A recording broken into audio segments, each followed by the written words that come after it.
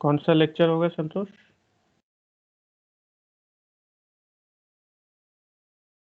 शायद 40 है sir, 1 minute देखना पड़ेगा सर। 42 होगा। ठीक है।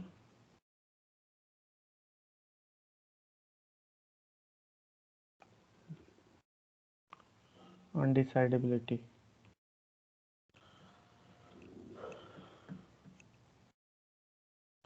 सो पहला चीज है चर्च थ्योरी थीसिस या हाइपोथेसिस, जो बोलिए, थीसिस लिखा हुआ है यहाँ पे, बट चर्च थ्योरी हाइपोथेसिस बोलते हैं।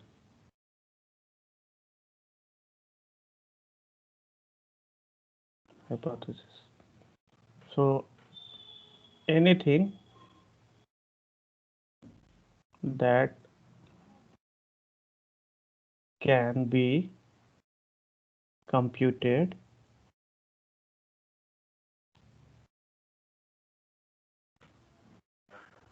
anything that can be computed can be computed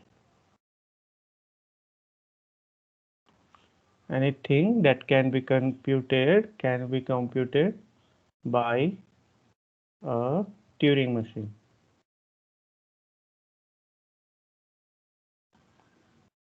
हम लोग शायद इस स्टेटमेंट पे लंबी बात कर चुके हैं। So anything that can be computed by Turing machine. So किसी एक दिन मैंने बोला भी था कि आप इस स्टेटमेंट को अगर बहुत ध्यान से देखेंगे, सो मतलब ये आप मैं ये बोल सकते हैं हम लोग कि एक्चुअली ये जो स्टेटमेंट है ये एक यूनिवर्सल स्टेटमेंट है। सो आप इसको लॉ ऑफ नेचर भी बोल सकते हैं। मतलब पूरे जहाँ भी कंप्यूटेशन हो रहा है, लाइक जो हम लोगों का कंप्यूटर है, या फिर कुछ लिविंग ऑर्गेनिज्म है, या फिर डीएनए है, या फिर केमिकल रिएक्शंस है, जिस जगह पे भी जितने भी रिएक्शंस हो, मतलब जितने भी कंप्यूटेशन हो रहे हैं, जो भी लोग कंप्यूटेशन करते हैं, हर लोग कंप्यूटेशन करता है। लाइक हम लोग जेनेटिक कंप्यूटेशन में, मतलब जीन का कंप्यूटेशन, ये सब जो होता है हम लोग सुन चुके हैं ना। हम लोग, बहुत लोग बोलते हैं कि मतलब आपके आपके जो बॉडी में आपके जैसे चेहरा है, तो आपका नाक आपके किसी न किसी पूर्वज से मैच करेगा, या फिर आपका जो फोरहेड है, किस ईयर है, किसी न किसी से मैच करेगा। सो ये सारे ऐसा इसलिए है कि मतलब हमारे जीन में वो इंफॉर्मेशन स्टोर्ड है, हमारे एंसेस्टर्स का। तो ये भी एक कंप्यूटेशन ही है।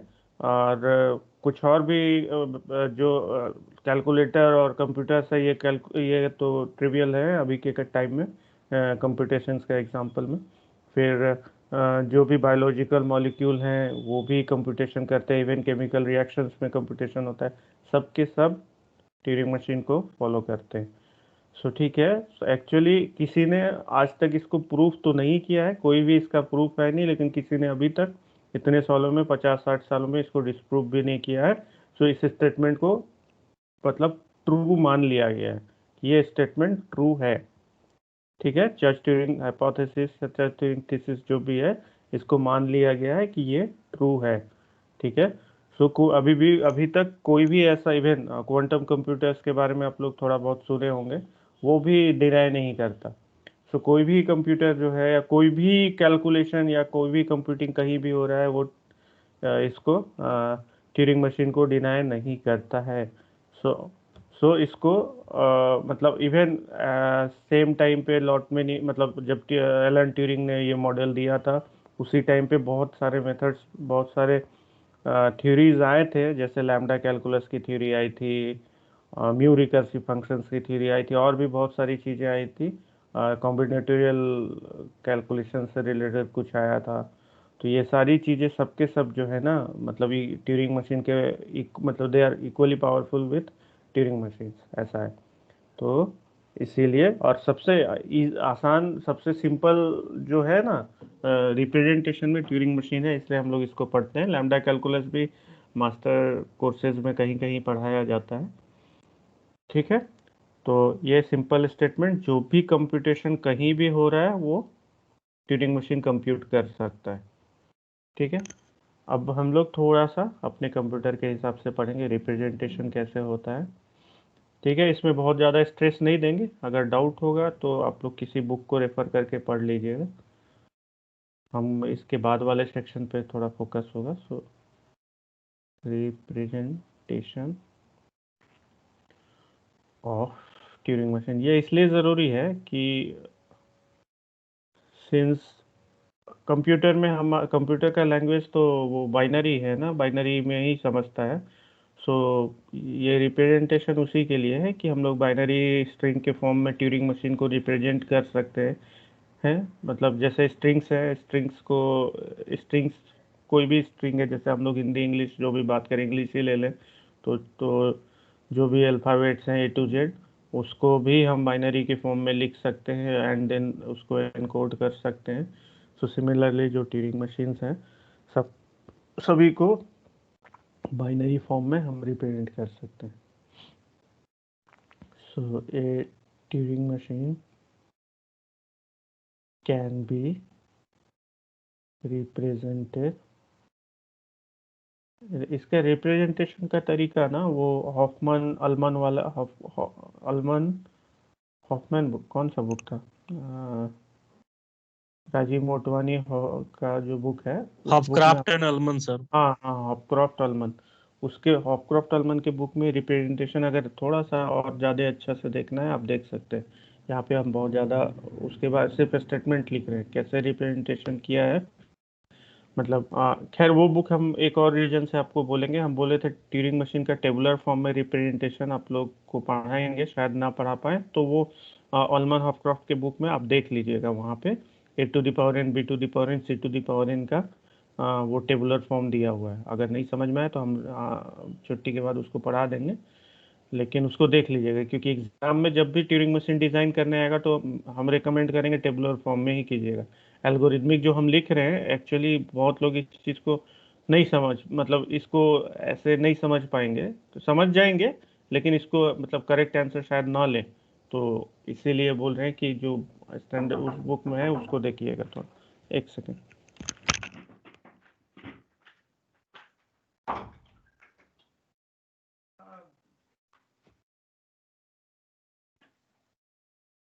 ये इम्पोर्टेंट था।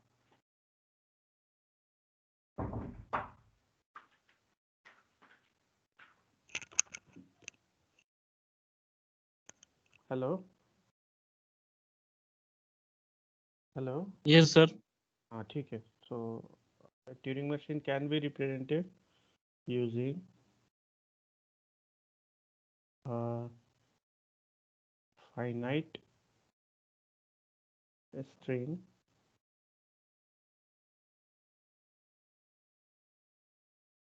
consisting of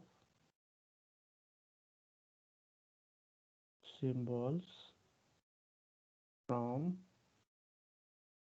some finite alphabet। ठीक है, सो बस ये समझिएगा कि हम क्या ट्राई कर रहे हैं, क्या करना चाह रहे हैं। हम ट्यूरिंग मशीन को रिप्रेजेंट करना चाह रहे हैं बाइनरी फॉर्म में। ठीक है ना, क्योंकि मतलब हमारा कंप्यूटर जो है वो एक ट्यूरिंग मशीन इनपुट लेगा। ठीक है, उसके बाद एक स्ट्रिंग इनपुट लेगा, देन उस ट्यूरिंग मशीन के डिस्क्रिप्शन को रीड करके उस वर्ड को सिमुलेट करेगा। सो ये सारी चीज़ों के लिए ये क्लियर होना चाहिए कि हम we can represent Turing machine in Boolean form. ठीक है, तो अभी सिंपली हम लोग एक ट्यूरिंग मशीन को हम ये बोल रहे हैं कि एक ट्यूरिंग मशीन को हम फाइनाइट अल्फ़ाबेट के फॉर्म में रिप्रेजेंट कर सकते हैं, और फाइनाइट अल्फ़ाबेट जो भी हैं उसको हम बुलियन फॉर्म में कर सकते हैं। So that means Turing machine को कर सकते हैं। So can be converted to a binary string.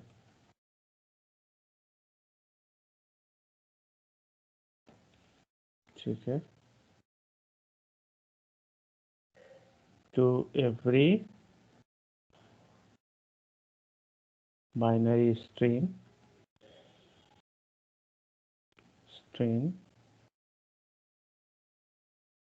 we can associate a number। ये भी क्लियर है? ठीक है। सो इसमें बस एक एक्सेप्शन है। So to every binary string we can associate a number. So ये तो है, हम लोग मतलब आर्किटेक्चर में भी, कंप्यूटर आर्किटेक्चर में भी पढ़े हैं। मतलब अगर हम 3 बिट ले रहे हैं तो 0000 को रिप्रेजेंट करेगा, 001 1 को रिप्रेजेंट करेगा, 010 2 को रिप्रेजेंट करेगा, 0113 3 को रिप्रेजेंट करेगा। तो ऐसे सारे इंटीजर्स को हम रिप्रेजेंट कर सकते हैं बाइनरी स्ट्रिंग से। ठीक है। तो नंबर मीन्स इंटीजर ही है। ठीक है। एक इसमें इशू ये है कि सपोज 001 है एंड 01 है। सो इसको कैसे डिस्टिंग्विश कर सकते हैं? तो ये एक इशू है, क्योंकि अगर हम इसको रिप्रेजेंट करने जाएंगे बाइनरी में तो ये दोनों सेम ही होगा। सो इस कॉन्टेक्स्ट में ना, अगर हम स्टार्टिंग में 1 ऐड कर दें सो देन इनके रिप्रेजेंटेशंस चेंज हो जाते हैं। ठीक है। तो ये ऐसा कर सकते हैं। ठीक है। चलिए, ये सिंपल हो गया रिप्रेजेंटेशन के लिए जो भी इम्पोर्टेंट पॉइंट्स थे। अब नेक्स्ट पॉइंट देखिए, यहाँ तक तो ठीक है कि हम हर एक नंबर को बाइनरी से रिप्रेजेंट कर सकते हैं। So to every next point, to every natural number we can associate a Turing machine. ये इंपॉर्टेंट पॉइंट है।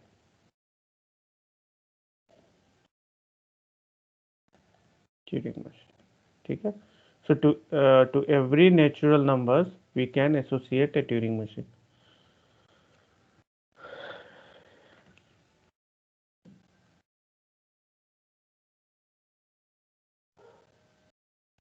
If a number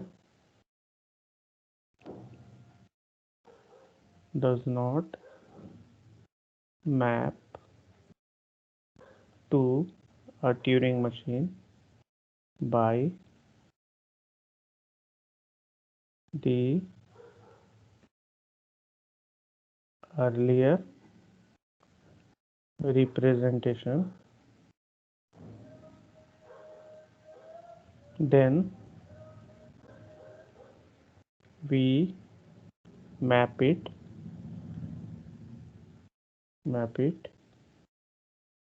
to the Turing machine that accepts all input। सो हम क्या बोल रहे हैं कि एवरी नेचुरल नंबर के लिए को हम एक ट्यूरिंग मशीन से एसोसिएट कर रहे हैं। To every natural number we can associate a Turing machine. So अगर कोई नंबर ऐसा हमको मिलता है जिसके लिए कोई वैलिड ट्यूरिंग मशीन का रिप्रेजेंटेशन हमको नहीं मिल रहा है, हम नहीं एसोसिएट कर पा रहे हैं उसको, सो हम उस वैसे सारे नंबर्स को एक ऐसे ट्यूरिंग मशीन को मतलब पॉइंट कर देंगे जो कि सारे इनपुट को एक्सेप्ट करता हो।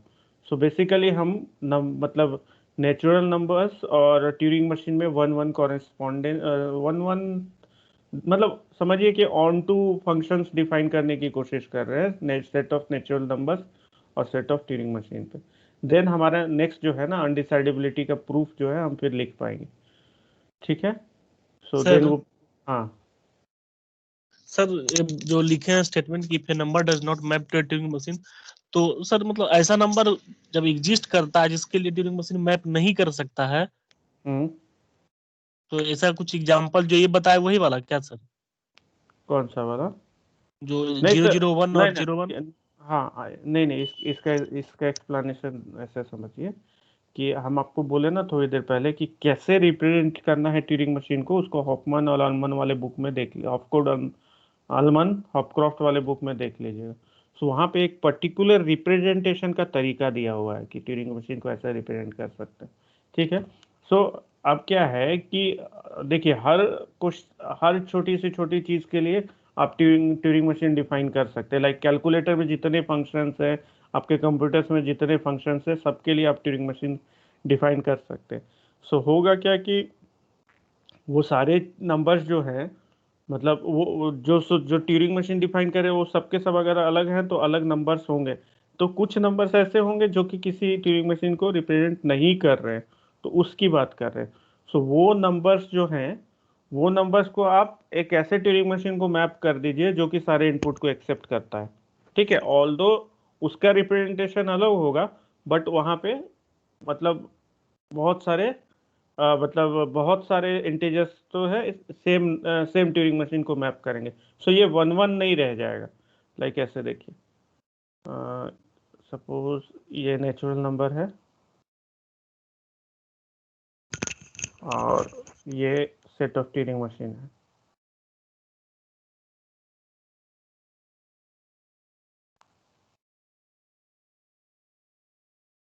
काउंटेबल सेट और अनकाउंटेबल सेट और कैंटर्स का तो हम कैंटर्स डायगोनलाइजेशन ये सब था नहीं, हम जो लेक्चर्स यहाँ से पढ़े हैं, और ये सब हम एक क्लास लेना चाहेंगे बाद में। ठीक है। एक चीज़ है, देखिए, एक थोड़ा सा हम एक्सप्लेन करना चाहते हैं अभी कि मतलब काउंटेबल और अनकाउंटेबल में फ़र्क है। ठीक है, काउंटेबल का डिफिनीशन थोड़ा सा हम लेक्चर से डेविएट कर रहे हैं, हम थोड़ा सा आपसे डिस्कस कर रहे हैं अभी। चलिए,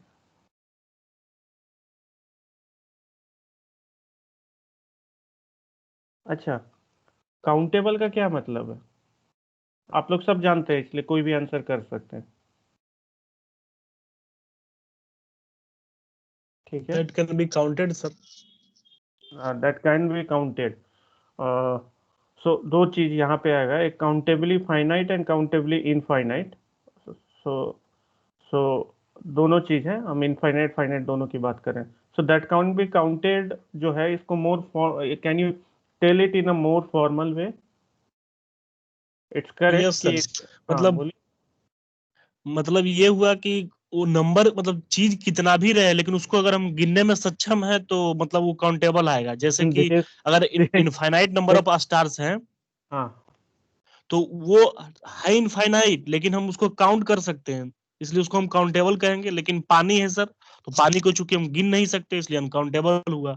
still it is called informal way. Formal way मतलब कि सपोज आप किसी सेट को काउंट करना चाह रहे हैं, सो जब भी फॉर्मल वर्ड आएगा थोड़ा सा मैथमेटिकली आपको बोलना पड़ेगा। सो जब भी फॉर्मल आप, बोल रहे हैं सर, हाँ, फॉर्मल वे में। हम सो जब, इनफॉर्मल क्या हाँ बोल दिए हाँ, सर। आप इनफॉर्मल बोले, तो हम बोल रहे हैं कि जब भी किसी सेट को काउंट करना होगा, सो हमारे पास नेचुरल नंबर का सेट है, 1 2 3 4 5 6 ऐसा। सो जब हम नेचुरल नंबर सेट पे असाइन करना शुरू करेंगे, ठीक है, and we can do that for all element, then it is countable. समझ में आ रहा है? आप अब मतलब एक टोकरी यस में आम है, 20 आम है, तो आप काउंट कर सकते हैं, एक आम को 1 लिख दीजिए, दूसरा आम को 2 लिख दीजिए, तीसरा आम को 3 लिख दीजिए, चौथा आम को 4 लिख दीजिए। स्टार्स की बात की आपने, तो हाँ, आपको आप स्टार्स को नंबरिंग कर सकते हैं, 1 2 3 4। Actually back of the mind आपके यही चल रहा है कि हम काउंट करके 1 2 3 4 5 6 ऐसे नंबर उनको दे रहे हैं। समझ रहे हैं ना? बैक ऑफ यस, द अगर माइंड यही मतलब चल रहा काउंटेबल था। नंबर के सेट से मैप कर सकते हैं तो काउंटेबल हुआ सर, मतलब नेचुरल नंबर के मतलब सेट से। नेचुरल नंबर के सेट से हम उसको मैप कर सकते हैं।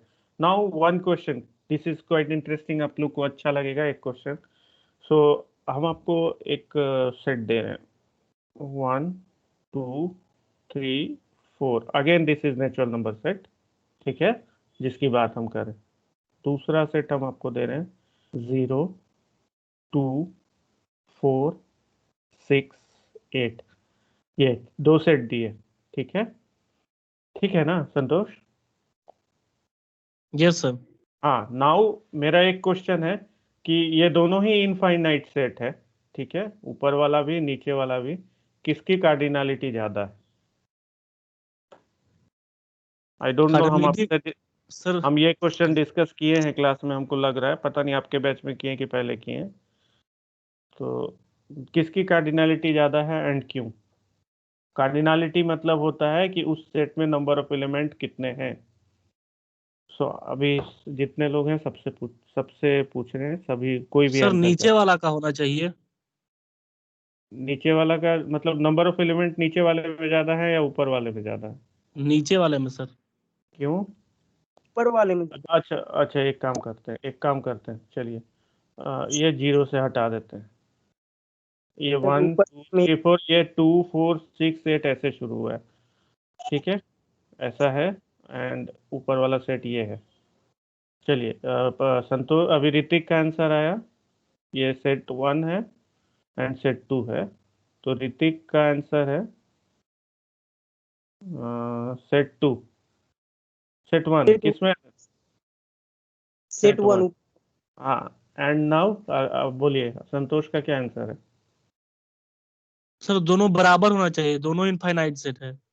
इक्वल है, रीजन क्या है? दोनों इनफाइनाइट है, ऐसा कोई जरूरी नहीं है कि दो इनफाइनाइट सेट बराबर हों।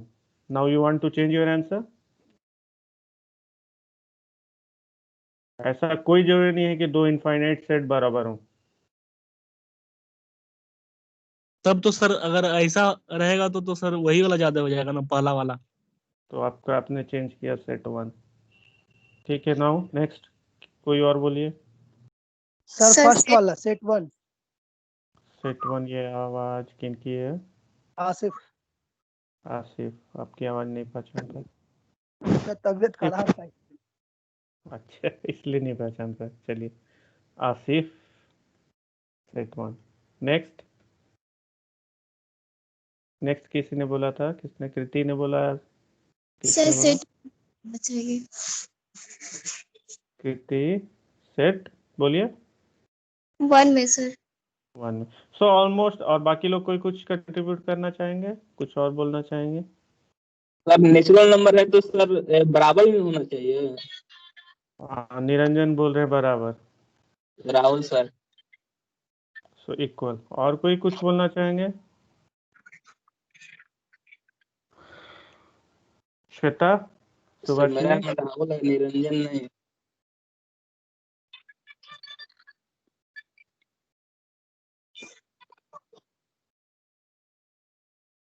और कोई? चलिए, अब हम थोड़ा सा एक्सप्लेन करते हैं इसको। ठीक है। सो अभी हमने बोला कि एक टोकरी आपको दे दिया। ठीक है, इसमें 20 आम है। ठीक है, इसमें मैंगो है, ऐसे ऐसे, या बॉल है समझिए। सो हम इसको 1 2 3 4 5 ऐसे कर रहे हैं, लिखते जा रहे हैं। सो हम बोल रहे हैं कि 20 एम्स है, 20 मैंगोज हैं। सो 1 2 3 4 ऐसे करके एक एक मैप कर रहे हैं, यूं।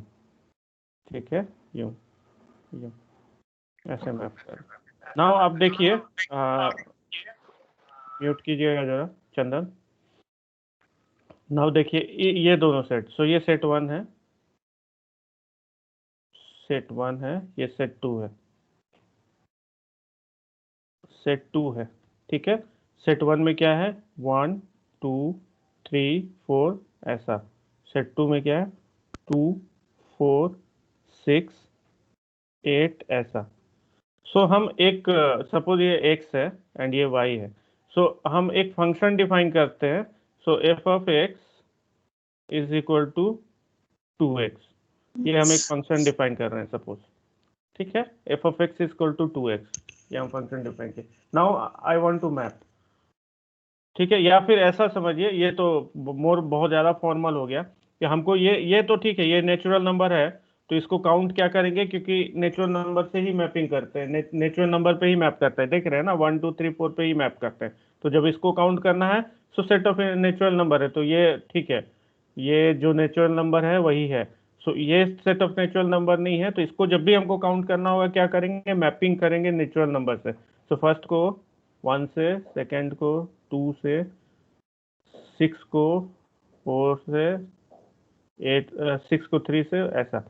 अब हमको ये बताइए, अगर आप बोल रहे हैं कि ये सेट ज्यादा है, कोई कुछ लोग ये सेट ज्यादा बोल रहे हैं, तो यहाँ पे कोई ना कोई एक एलिमेंट होगा जिसकी कोई मैपिंग नहीं होगी इसमें। कम से कम एक सेट ऐसा, एक एलिमेंट ऐसा होगा जिसकी इसमें कोई मैपिंग नहीं होगी। Am I correct? ये स्टेटमेंट मतलब Yes, sir. क्लियर है? हाँ सर यस तो सर। आप कोई भी बच्चे ऐसा एक कोई टर्म निकाल सकते हैं यहाँ पे, कोई भी नंबर्स निकाल सकते हैं जिसका कोई एलिमेंट ना हो यहाँ पे इस ऑड फंक्शन में। नंबर कोई भी ले लीजिए सर। ऑड नंबर लीजिए ना, अच्छा 3 का अच्छा, है ना यहाँ पे 3। इस फंक्शन के लिए कर रहे हैं सर। नहीं, मैपिंग तो एक्चुअली इस फंक्शन के हिसाब से ही हो रहा है, हम नंबरिंग कर रहे हैं, समझ रहे हैं, ऐसे नंबरिंग कर सर रहे हैं। हाँ तो जैसे अगर मतलब सिर्फ मैपिंग कर रहे हैं इस सेट का इससे, विदाउट ये फंक्शन का, तो सर तो अच्छा तीन ठीक की है, करस्पॉन्डिंग कुछ होगा नहीं ना। ये फंक्शन हटा दीजिए, ठीक है, ये नंबर ये है, ये y है, ठीक है, ये x है, चलिए ये फंक्शन कंफ्यूज कर रहे हैं तो हटा देते हैं। नाउ कोई हम यहाँ पे 1 2 3 4 से ऐसे मैपिंग कर रहे हैं और यहाँ पे सब एलिमेंट लिख रहे हैं, तो यहाँ पे कोई एक एलिमेंट बचेगा अगर ये सेट बड़ा है। बहुत लोगों ने बोला कि सेट 1 ज़्यादा बड़ा है, तो अगर ये सेट बड़ा है तो कोई एक एलिमेंट यहाँ पे ऐसा बोलिए जो जिसका इधर कोई मैपिंग नहीं होगा। सर तो 3 के लिए इसका मैपिंग बताइए ना, किधर होगा इसमें। हाँ 3 के लिए मैपिंग है 6, ये तो बना कैसे हुआ है, सर। यहाँ पे 3 है, इधर मैपिंग 6 है, 3 3 6 मैपिंग हम कर रहे हैं ना। सर तो 2 जैसे के लिए 1 मैपिंग से का, मैपिंग किए हाँ। मैपिंग करने का मतलब आपका क्या हुआ सर, कि मतलब किसी एक स्पेसिफिक रिलेशन को शो करना, या मतलब जो नंबर ये है उसके करस्पॉन्डिंग ये नंबर डालना। नहीं ऐसा, देखिए सिक्वेंशियली हम यहाँ पे लिख दे रहे हैं, हम किसी पैटर्न में लिखेंगे ना तो हम सिक्वेंशियली लिख दे रहे हैं और सर इसका मैपिंग सर किसी भी एलिमेंट से कर सकते हैं ना। हम्म, मैपिंग सर किसी भी मतलब इनके सेट का सर किसी भी एलिमेंट से कर सकते हैं ना। ये जरूरी थोड़ा कि इनके सर हाँ ये दैट्स गुड, दैट्स करेक्ट। सो आप बोल रहे हैं कि हम किसी भी रैंडम वे में मैपिंग कर सकते हैं, इसको हम ऐसे ना लेके किसी भी रैंडम वे में कर सकते हैं, लेकिन हम बोल रहे हैं कि नहीं हमको काउंट करना है ना।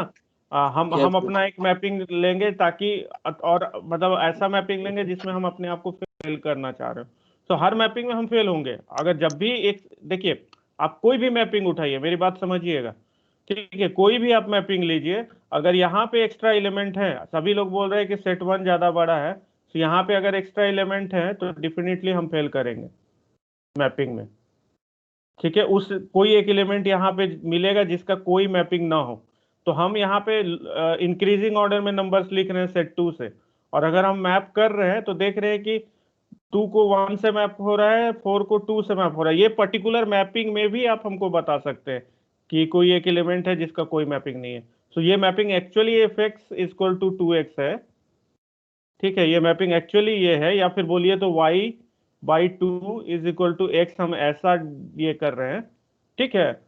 तो पॉइंट क्या है, देखिए ना, ये सेट को हम इस सेट से कंपेयर कर रहे हैं, यहाँ पे ये देखिए इस सेट को इस सेट से कंपेयर कर रहे हैं, सो इसका पहला एलिमेंट को इससे मैप कर दिए, दूसरा को इससे कर दिए, तीसरा को इससे कर दिए, चौथा को इससे कर दिए, सो क्या कोई एक एलिमेंट यहाँ पे मिलेगा जिसका कोई एलिमेंट यहाँ ना हो, इसका आंसर हमको कीजिए, क्या कोई भी एक एलिमेंट यहाँ पे मिलेगा जिसका कोई एलिमेंट यहाँ ना हो अगर हम ऐसे मैपिंग कर रहे हैं तो। नहीं सर, नो कोई एलिमेंट ऐसा नहीं मिलेगा।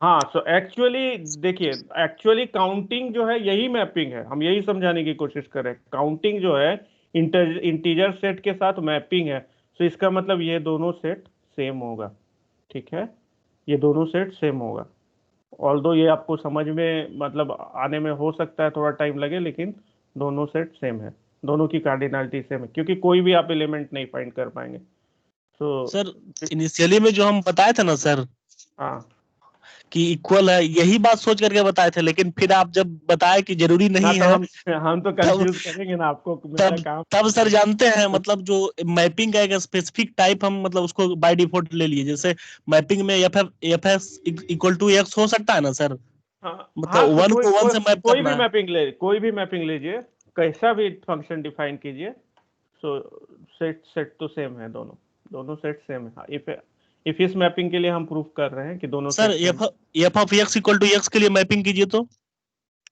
F of X is equal to X के लिए, हाँ तो सर इसी में सर, हाँ हाँ 1 2 3 4 5, ठीक है, सो 2, हाँ समझ रहे हैं आप जो बोल रहे हैं, 2 4 6 8, सो आप बोल रहे हैं इसको इससे मैप कर रहे हैं, इसको इससे मैप कर रहे हैं, सो ये सारे एलिमेंट्स बच जा रहे हैं, इसलिए आप 3 बोले थे ना, यही ना? Yes sir. हाँ इसको जब आप ना जरूरी नहीं है, तब यही मैपिंग को बाय डिफॉल्ट कंसीडर करके हम मतलब बोले कि नहीं, तो यही बड़ा होना चाहिए। ओके, हाँ हम समझ गए आपका, ये समझ गए, बट ये है कि अब जो भी मैपिंग है ना, मतलब फॉर ऑल मैपिंग के लिए ये ट्रू होना चाहिए ना। सो एक ये मैपिंग जो है, ठीक है, ये मैपिंग एक्चुअली काउंटिंग है कि नहीं बताइए ना। ठीक है, ये यहाँ से यहाँ आप मैप कर रहे हैं, सो बेटर वे है कि हम 2 सेट दिए ना, तो सेट 1 एंड सेट 2, ठीक है। सो अगर हम इसको काउंट कर रहे हैं तो इसको नेचुरल नंबर से मैप करेंगे और इसको भी नेचुरल नंबर से मैप करेंगे, ठीक है। सो ये अपने आप में ही नेचुरल नंबर है। एक सेकेंड, तो जैसे अगर किसी सेट को हम हाँ, नेचुरल नंबर से मैप कर पाते हैं, तो वो काउंटेबली फाइनाइट हुआ या काउंटेबली इनफाइनाइट हुआ? Depends on cardinality. अगर हाँ आप मतलब ऐसे 1 2 3 अप टू 5 ही दे रहे हैं तो ये काउंटेबल है, ये फाइनाइट है ना। लेकिन आप ऐसे दे रहे हैं 1 2 3 डॉट डॉट डॉट डॉट, ये ऐसा, सो डेफिनेट ये इनफाइनाइट है। तो ये कोई मतलब बड़ा ये नहीं है, ठीक है। सो अब ये नेचुरल सेट 1 जो है वो अपने आप में ही नेचुरल नंबर है, तो बचा बस यही सेट 2 को नेचुरल नंबर पे मैप करना, और वो हम कर पा रहे हैं हर एलिमेंट को। सो दोनों की कार्डिनलिटी सेम हो गई, ठीक है। सो ये एक इंटरेस्टिंग मतलब क्वेश्चन सर था। हाँ बताइए। सर इसका मतलब जो नेचुरल नंबर के सेट से मैप हो जाता है, हाँ वो काउंटेबली फाइनाइट इनफाइनाइट होगा, लेकिन मेनली वो काउंटेबल होगा, यही ना? हाँ, मेनली वो काउंटेबल होगा। यस सर, वो डिपेंड करता है कि उसमें कार्डिनलिटी क्या होगा, उस पर डिपेंड करता है कि वो फाइनाइट होगा या इनफाइनाइट होगा, लेकिन वो हाँ, काउंटेबल होगा। काउंटेबल होगा, डिफिनीशन ही है काउंटेबल का, इसलिए हम बोले उस यस समय सर, यस आपको स्टार्टिंग में डेफिनेशन में कि ये सर फॉर्मल रहता है। डिफिनीशन बोलिए, ठीक है, फॉर्मल डिफिनीशन बोलिए। तो फॉर्मल, अब आप खुद सोचिए ना, बचपन से सिखाया जा रहा है, रिगार्डलेस ऑफ दिस थिंग, अभी जो हम कंसिडर किए बचपन से सिखाया जा रहा है। जाओ तो 10 तो आलू लेके आओ, मम्मा बोली कि जाओ 10 तो आलू या सर प्याज निकाल के ले आओ, तो 10 काउंट कर रहे हैं ना आप, तो क्या कर रहे हैं, नेचुरल नंबर में एक्चुअली मैप कर रहे हैं। सर लेकिन हाँ लेकिन अगर जैसे जनरल मतलब लिया जाए, जैसे अगर हम होल नंबर का सेट लेते हैं और हाँ। उसको नेचुरल नंबर से मैप करते हैं, तो हम्म, वो तो पूरा पूरी मैपिंग नहीं हो पाएगा सर। नहीं नहीं हो पाएगा सर, लेकिन उसको गिन तो सकते हैं। नहीं नहीं गिन सकते ना, देखिए मतलब, और ठीक है उसको डिस्कस करेंगे बाद में, ठीक है, उसको डिस्कस करेंगे। सो थोड़ा 1 2 क्लास और लेंगे फिर उस पर। सो अगर ऐसे देखे जाए तो हम लोग के पास कुछ एक्स्ट्रा क्लासेस, एक बचा हुआ है हमारा वो प्रूफ था एक, CFG वाला। फिर अगर ये हो गया तो कैंटस वाला थोड़ा सा हम डिस्कस करेंगे। कैंटस का देखिएगा थोड़ा सा, बहुत अच्छा कंट्रीब्यूशन इन्होंने किया, कैंटस डायगोनलाइजेशन, ठीक है। सो बहुत सारे set of real numbers are not countable. So ये दिस इज इम्पोर्टेंट प्रूफ, कहीं भी IITs वाईटीज में जाएंगे इंटरव्यू के लिए ये पूछ सकता है, तो इसका प्रूफ आपको करना पड़ेगा। सो अगर आप प्रूफ वही है ना, मतलब प्रूफ सिंपली यही है कि हम उसका प्रूफ करेंगे, that is interesting, wait for that. हमको रिमाइंड कीजिएगा जनवरी में, जो भी चीज़ें हम बोल रहे हैं ना प्लीज़ हमको रिमाइंड कीजिएगा, हम वो सारे क्लास आप लोग के ले लेंगे, ठीक है। और ये कि एक इस तरह का लिस्ट बना के ना हमको 1 2 दिन में व्हाट्सअप कीजिएगा, हम घर में वो सारी चीज़ें पढ़ के तैयार रखेंगे, ठीक है। सो हाँ, डायग्राम बना दिए थे क्या? हाँ। सो ये नेचुरल, अब आगे लेक्चर में आगे बढ़ रहे हैं। सो ये आप समझ गए ना, ये सारी चीज़, मेरा आर्गुमेंट जो भी था ये बड़ा इंटरेस्टिंग चीज़ है, and it is sir related to this topic as well. हाँ बोलिए। ये तो समझ गए, लेकिन सर किस चीज के लिए ये स्टार्ट किए थे वो नहीं समझे। हम भी भूल गए एक्चुअली, हम शायद यहाँ पे ये कर रहे थे, यहाँ पे सर मैपिंग की बात कर रहे थे। हाँ सर हाँ, कुछ बोलेंगे माइंड सर, में आ जाता है मेरे, तो हम शुरू कर देते हैं। हाँ बताइए। सर बोलेंगे सर दोनों सेट तो सर सेम हुआ, लेकिन सर अगर सर सेट 2 में सर अगर सर 0 सर कंसीडर कर रहे हैं तो फिर सेट 2 बड़ा होना चाहिए ना? नहीं तो भी नहीं होगा जी राहुल। हाँ हाँ, सर। 0 से शुरू करें तो भी नहीं होगा Rahul. So you can do that, आप एक शिफ्ट कर लो पहले, कोई दिक्कत नहीं है। जैसे 0, ठीक है वो कंफ्यूज हो रहे थे इसलिए मैंने चेंज किया। 4 6 ऐसा है ना। सो 1 को इससे मैप कीजिए, 2 को इससे मैप कीजिए, 3 को इससे मैप कीजिए, 4 को मैप कीजिए तो 2x माइनस 1 मैपिंग है ना, तो fx हाँ तो equal sir to 2x minus 1 mapping. तब तो सर कह सकते हैं सर कि अगर दो सेट सर अगर दोनों अगर नेचुरल नंबर हो तो सर दोनों तब तो सेम होगा। 2x प्लस 1, सॉरी आपकी आवाज कट जा रही है। बोले तो सर अगर दोनों सेट अगर सर नेचुरल नंबर का है तो सर दोनों तो सेम हो गए, आइदर ऑड हो या फिर इवन हो।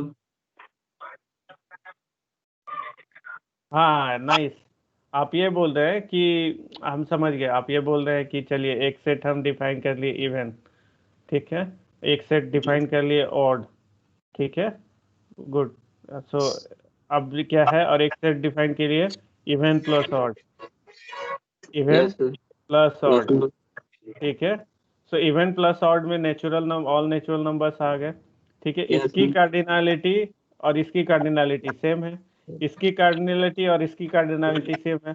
अब ये दोनों को ऐड करके नया सेट बना रहे हैं, so definitely extra element add होंगे, सो इसका मतलब कि उसकी कार्डिनलिटी इससे ज्यादा होगी। ऐसा कंफ्यूजन हो रहा है क्या?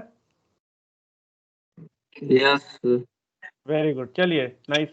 तो ठीक है, ये कंफ्यूजन रहने दीजिए और थोड़ा सा रीड कीजिए कैंटस डायगोनलाइजेशन एंड कैंटस के थोड़े रिसर्च पे, जो कैंटस ने कुछ कुछ चीजें की हैं, बट एक्चुअली नहीं है, since set of sets are ना यहाँ पे इनफाइनाइट सेट है ना, सो इस तरह का इनफाइनाइट सेट के बीच में इस तरह का आर्ग्यूमेंट नहीं कर सकते हैं, ठीक है।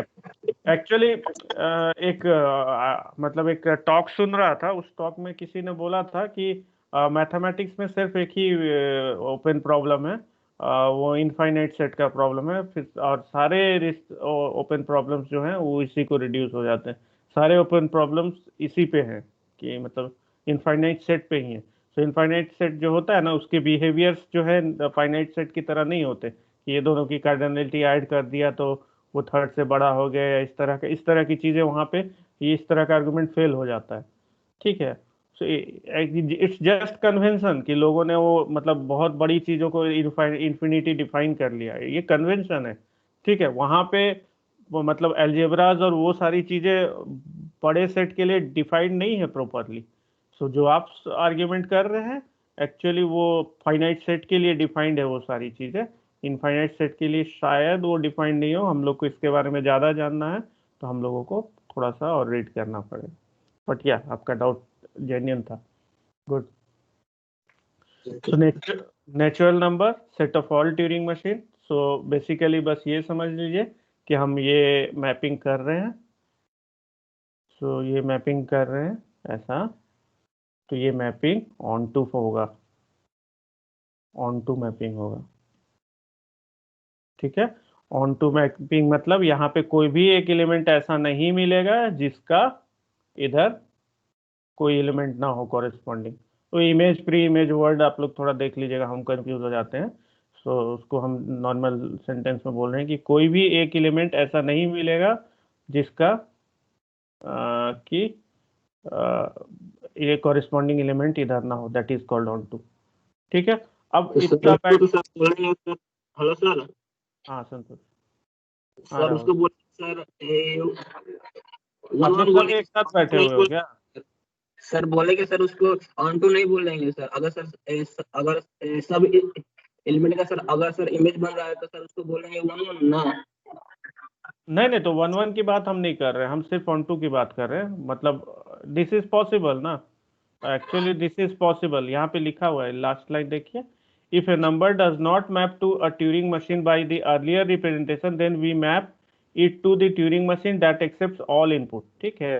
तो यहाँ इस तरफ कोई नंबर अगर ये और ये दोनों ही नंबर ट्यूरिंग मशीन को नहीं रिप्रेजेंट कर रहे हैं, तो ये ऐसे मैप कर देंगे एक ही ट्यूरिंग मशीन को जो सारे इनपुट को एक्सेप्ट करता है। तो हाँ, तो सर ये वो it's not one one, onto का ऐसे ही बोलते हैं ना कि मतलब इधर जितने भी एलिमेंट है उसका इधर कॉरेस्पॉन्डिंग एलिमेंट होना चाहिए।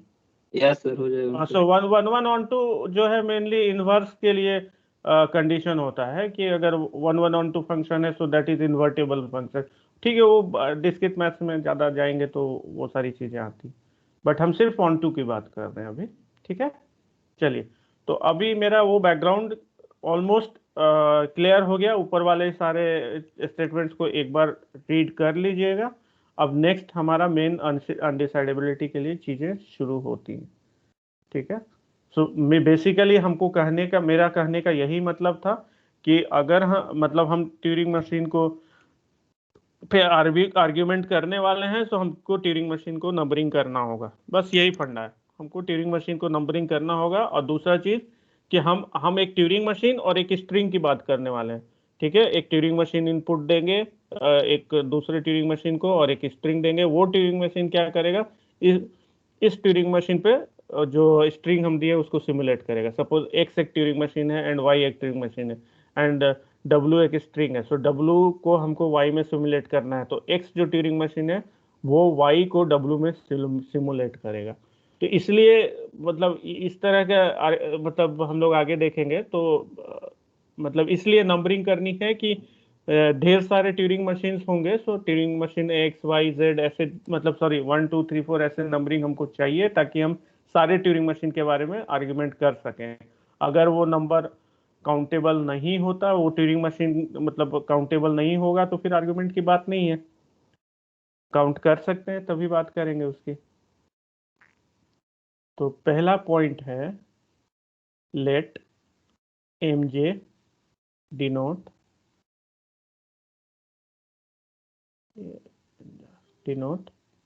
The jth Turing machine. ठीक है। सो ये सेंटेंस हम लिख सके, उसके लिए ऊपर का सारा आर्गुमेंट था। Let M J denote the jth Turing machine. ठीक है, ये स्टेटमेंट हम लिख सकें। ये स्टेटमेंट हम कब लिख सकते हैं, जब हम ट्यूरिंग मशीन को नेचुरल नंबर पे मैप कर पा रहे हैं। गेटिंग माय पॉइंट संतोष? सो ये स्टेटमेंट के लिए ऊपर की चीजें Yes, हमने डिफाइन की। ठीक है। अब लेट अब हम ऊपर की स्टेटमेंट नहीं भी लिखते और हम सिर्फ ये स्टेटमेंट लिख देते ना, तो भी आप कंफ्यूज नहीं होते।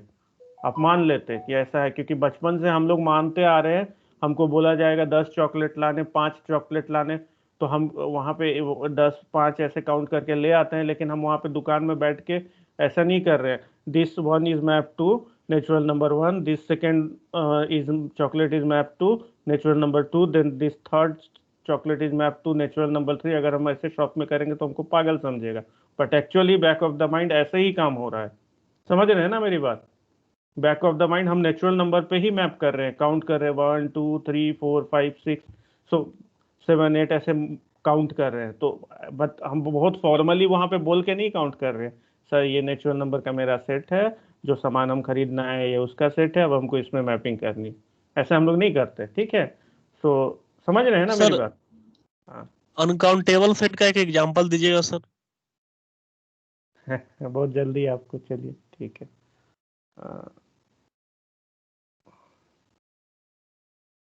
ये क्या है,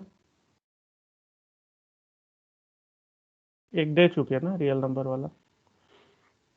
ठीक है, ये नेचुरल नंबर है। So power set of this, power set of all subset. Again आप कुछ इंटरेस्टिंग प्रॉब्लम्स ओपन कर रहे हैं पढ़ने के लिए। Set of all subset of this, ये आप काउंट नहीं कर सकते। I will prove this. अगर आपको इसका चाहिए तो हम क्लास में इसको प्रूव करेंगे। सो रियल नंबर्स का और नेचुरल नंबर्स का हम क्लास में प्रूव करेंगे। ठीक है, हमारे क्लास तो बहुत लंबे होते चले जाएंगे, 70 80 क्लास होंगे। ये सारी चीज़ें पहले नहीं, पहले अगर हम अक्टूबर नवंबर में ये ख़त्म कर दिए होते, ट्रेनिंग अगर नहीं होता बीच में, तो हम लोग कर लेते ही। ट्रेनिंग ने हमारा समय खाया। Sad. Let S I be the jth binary, इसमें किसी को डाउट नहीं है, जेथ बाइनरी स्ट्रिंग। सो ये दो स्टेटमेंट के लिए ऊपर का पूरा बैकग्राउंड बना हुआ है, ये जो जितने भी स्टेटमेंट्स लिखे। So to every binary string we can associate a number, ये वाला ये सेकेंड के लिए है, और बाकी ट्यूरिंग मशीन के लिए मैंने डिफाइन कर दिया। ठीक है। अब देखिए, अब हम एक लैंग्वेज लिख रहे हैं। क्लास थोड़ी लंबी होगी, सो प्लीज कोऑपरेट कीजिएगा, क्योंकि आज के बाद हम फिर ले नहीं पाएंगे। तो ये लेक्चर और इसके बाद वाला लेक्चर हो सकता है हम अभी लेने का कोशिश करें। ये non Turing recognisable language.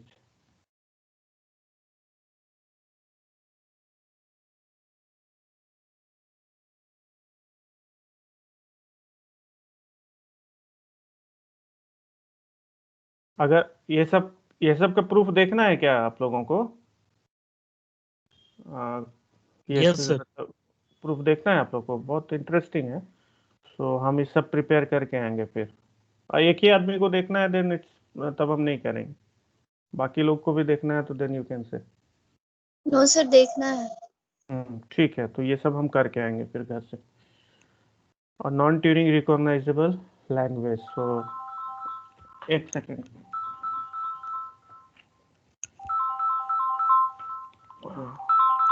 College से ही कॉल है, थोड़ा होल्ड कीजिए।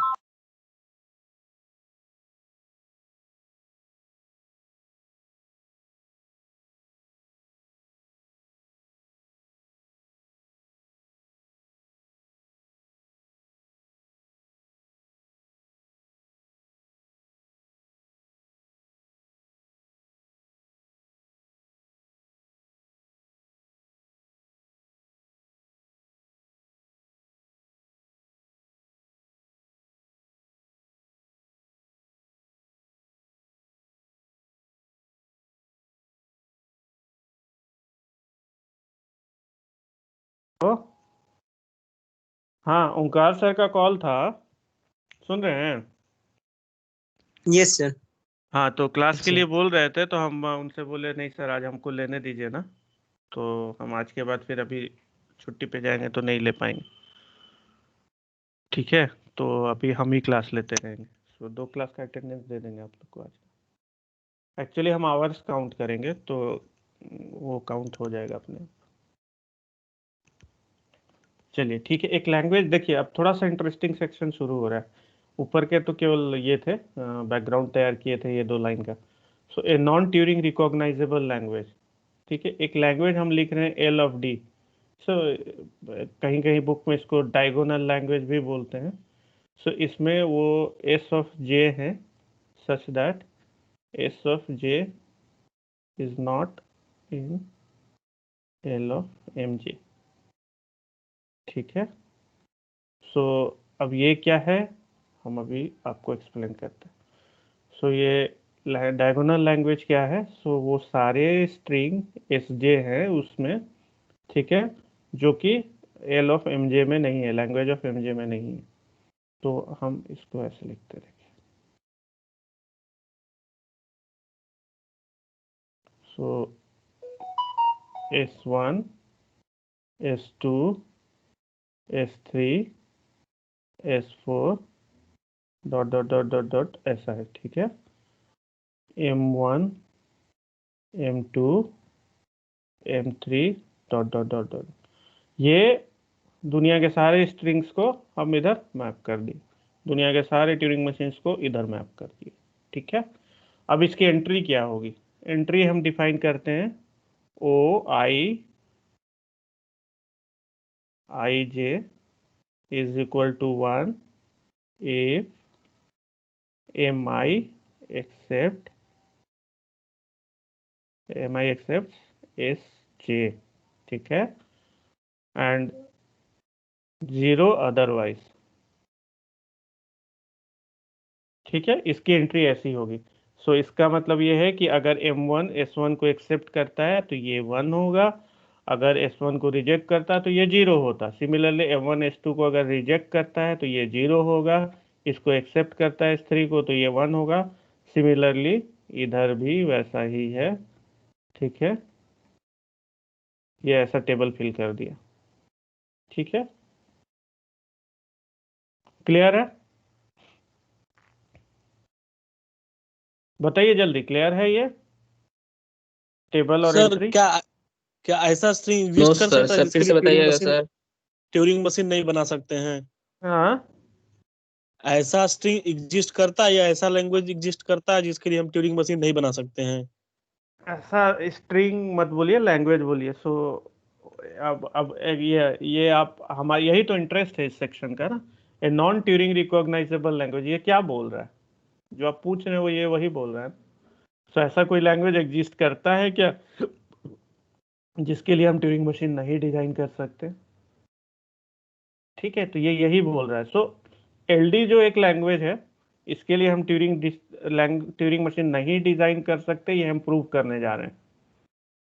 ठीक है, सो जरूरी है पहले एलडी को अच्छे से समझ लेना। ठीक है, तो हम क्या, मतलब हम एक टेबल बनाए, टेबल में S1 S2 S3 ऐसे सारे स्ट्रिंग को एनुमरेट कर दिए, M1 M2 M3 ऐसे सारे ट्यूरिंग मशीन को एनुमरेट कर दिए। इसमें किसी को कोई डाउट कि हम ऐसा कर सकते हैं? बिकॉज ऊपर में हम बैकग्राउंड तैयार कर चुके हैं कि सारे स्ट्रिंग जो है S1 S2 इसको हम नेचुरल नंबर से मैप कर सकते हैं, ट्यूरिंग मशीन से भी हम मैप कर सकते हैं। तो हम लोग को पता है ना कि ये मैट्रिक्स में ये 1 होता है, 2 होता है, 3 होता है। समझिए ऐसे मैप हो रहा है 1 2 3। इवन लिखने का जरूरत नहीं है, सब्सक्रिप्ट का भी मीनिंग है यहाँ पे। सब्सक्रिप्ट अपने आप में बहुत सारी चीजें बता दे रहा है। ठीक है, तो अब इस टेबल की एंट्री क्या होगी ये यहाँ पे हम डिफाइन कर दिए। अभी बताइए इसमें किसी को कोई प्रॉब्लम?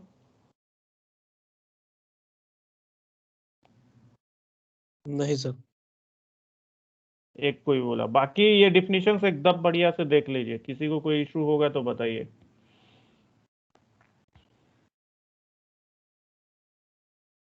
या सब आउट है? Sir clear. हाँ, कृति को क्लियर है। बाकी लोग? बाकी लोग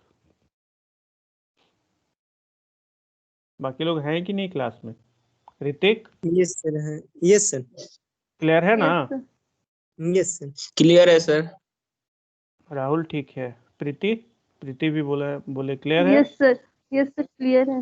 हाँ, श्वेता श्वेता सर वो लोग कॉलेज गई है। हाँ, तो फिर इधर लॉगिन क्यों है? फिर लॉगिन क्यों है? चलिए ठीक है, तो ये चलिए ठीक है। मतलब वीडियो लेक्चर तो आ जाएगा, तुम लोग को देखने बोलिएगा बाकी लोग जो। और बाकी लोग कौन थे? ऋतिक बहुत दिन बाद ज्वाइन किए हैं। ऋतिक, चंदन, आप लोग को क्लियर है ये डिफिनीशन? ये लोग भी कॉलेज में? ओके ठीक है, नो इशू, काम होगा कॉलेज। एनीवे, सो ये सिंपली हमने क्या किया, ट्यूरिंग मशीन एनुमरेट किया, स्ट्रिंग एनुमरेट किया। अगर ये ट्यूरिंग मशीन उस पर्टिकुलर लैंग्वेज को एक्सेप्ट कर, उस पर्टिकुलर स्ट्रिंग को एक्सेप्ट करता है तो 1 लिख रहे हैं, रिजेक्ट करता है तो 0 लिख रहे हैं। ठीक है,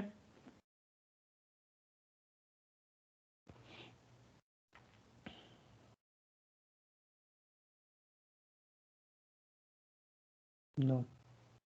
तो एलडी हम बना लिए, एलडी ऐसा बना लिए, LD is SJ such that SJ is not in L of MJ. ठीक है, सो इसका मतलब क्या है कि वैसी एंट्रीज जिसमें 0 है, वही ना, ये 0 है, दैट मीन्स M3 जो है M3 जो है S3 को एक्सेप्ट नहीं कर रहा है। ठीक है, M3 जो है S3 को एक्सेप्ट नहीं कर रहा है। सो ऐसे लैंग्वेज, सो सपोज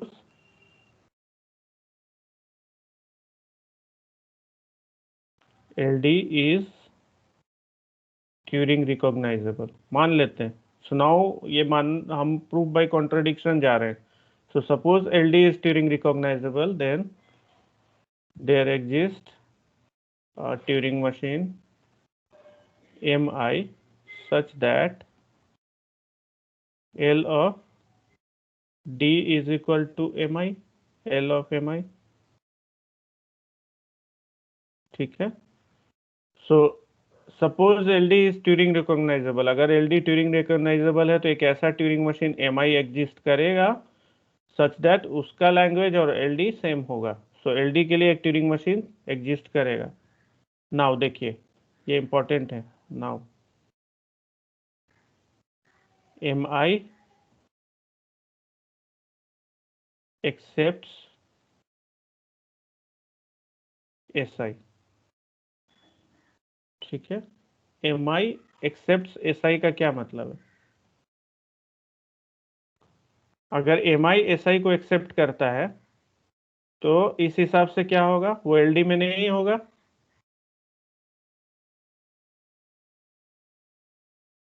ठीक है, देखिए ये Yes, अगर sir. हम MI एक्सेप्ट SI, अगर MI एक्सेप्ट करता है SI को तो वो LD में नहीं होगा, तो उसको सिंपली लिख सकते हैं कि SI is not in LD। ठीक है, SI is not in LD। ठीक है, अब देखिए next point, that implies SI is not in LD, देन क्या होगा,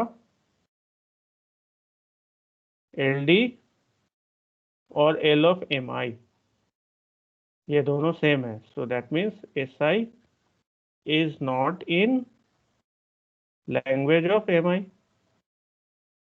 ठीक है, ये भी क्लियर है। पहला है, मान लिया MI जो है SI को एक्सेप्ट करता है, सो यहाँ से SI जो है LD में नहीं होगा, तो अगर SI LD में नहीं होगा तो SI LD and L of MI same है, तो SI L ऑफ MI में नहीं होगा। That means MI does not accept SI। ठीक है, अब देखिए MI accept SI when MI does not accept SI, so this is called contradiction। ठीक है, दिस इज कॉल्ड कॉन्ट्राडिक्शन। सो हमारा assumption that LD is Turing recognisable is wrong. अब दूसरे तरीके से दूसरा भी देख लीजिए, MI does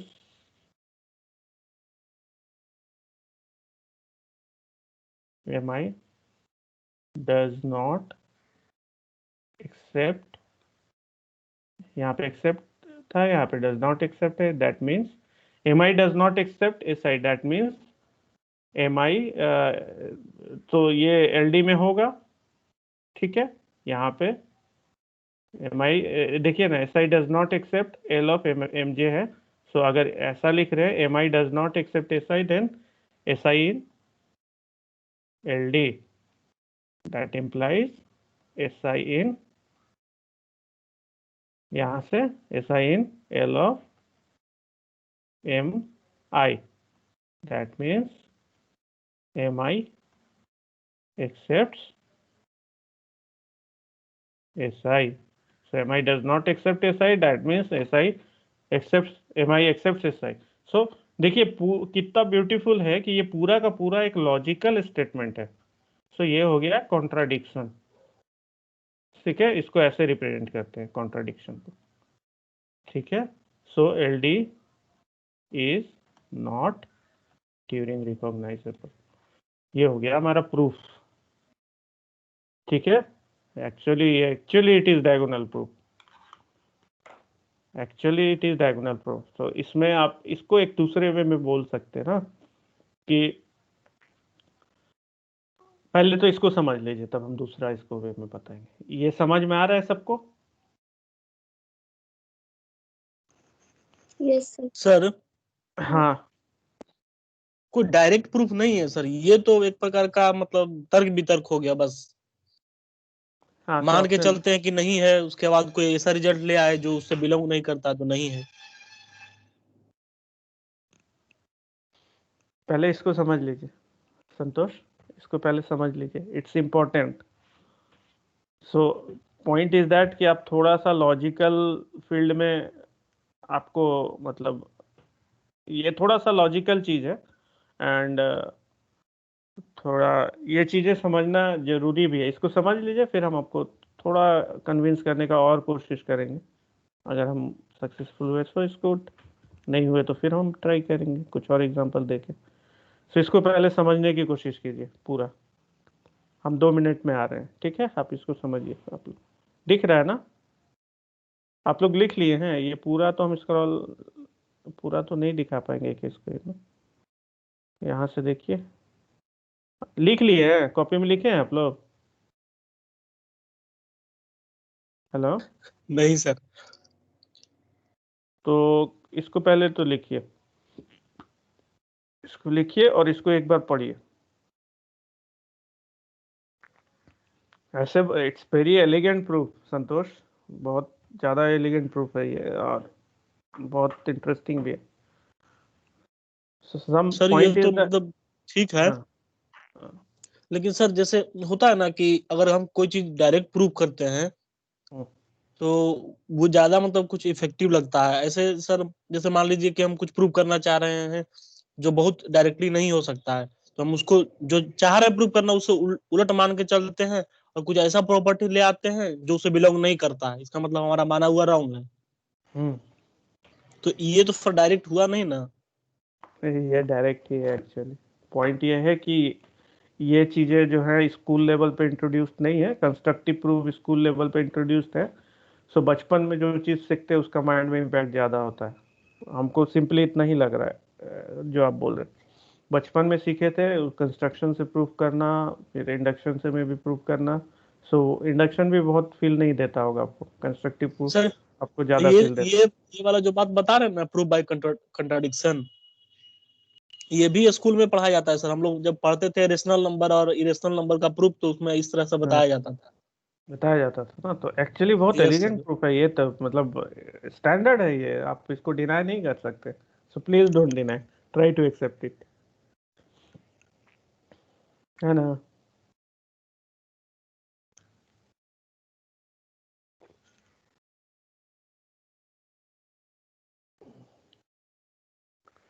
रुकिए, एक काम करते हैं, हम अपना नोट शेयर करते हैं ताकि आपको एक ही स्क्रीन में सब दिखे।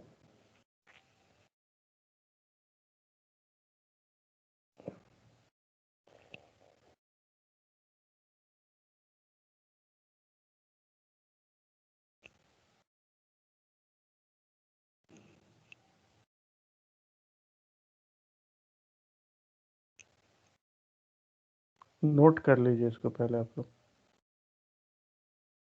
अब दिख रहा है ना एक ही नहीं, अभी भी एक ही स्क्रीन में नहीं दिख रहा। ठीक है, यहाँ से दिख रहा। लास्ट लाइन हटा दें।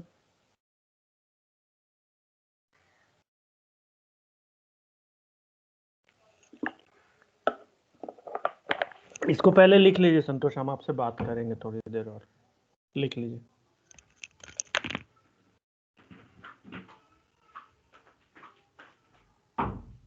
Okay sir.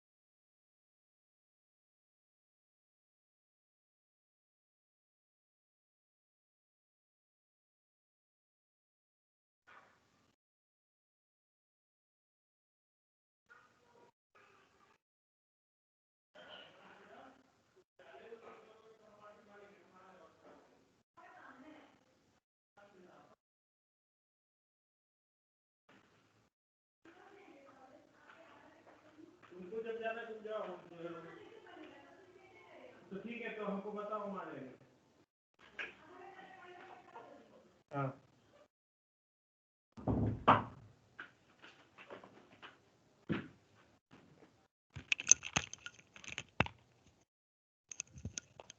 Hello. Yes sir. बताइए, लिख लिए? यस सर, हम लिख लिए पहले। ठीक है, उसको लिख के पढ़िए थोड़ा सा। ठीक है, हम डिस्कस करेंगे इसको, और भी डिफरेंट डिफरेंट वे में इसको रिप्रेजेंट किया जाता है, तो हम ट्राई करेंगे डिफरेंट वे में करने का संतोष, फिर डिस्कस करते हैं छुट्टी के बाद। ठीक है। Okay sir. तो ये तो हो गया। अब नेक्स्ट लेक्चर शुरू करें क्या?